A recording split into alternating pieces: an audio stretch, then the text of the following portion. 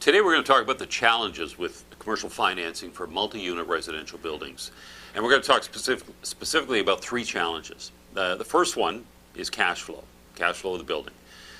Second challenge would be the down payment or the equity in the building. And the third challenge would be the condition of the building. So the first one, the cash flow.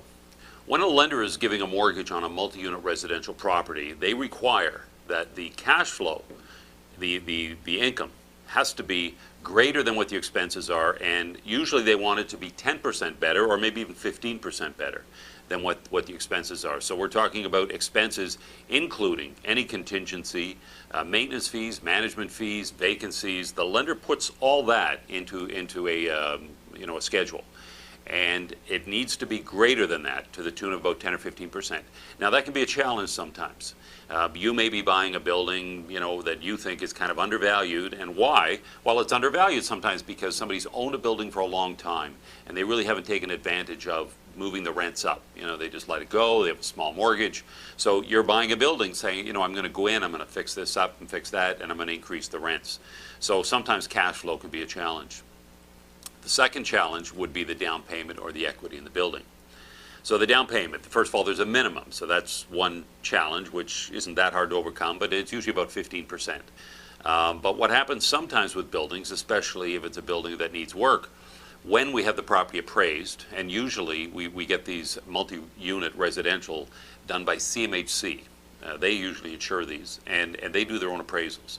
So they may go there and say, well, you're paying $2 million for the building, but in our view, because it needs all this work, or because the rents aren't what they should be, or whatever their reasons are, they may come in at 1.8 or 1.9.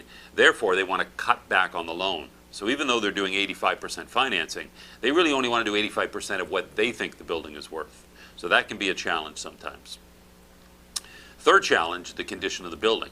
So I kind of brushed on that with 1 and 2. Sometimes you're buying a building that really the condition isn't so great. And again, CMHC does the inspections. So that could be anywhere from they look at it and they say, you know what, we do not want to insure this mortgage on this building. It's not for them. It needs too much work, or for whatever reason. So condition of the building could be very old. Or the second thing that they may do is to say, well, the condition isn't great, and they come up with about 15 things. They usually do that. They say, well, we've inspected it, and here's what we think is wrong. So then what they will do is either they will cut back the loan, or they will say, look, we'll still keep the loan at this amount, but we're going to hold back money that we think it would cost to get these things repaired. We'll hold back that money, and they'll wait for the borrower or the purchaser, for instance, to fix those things.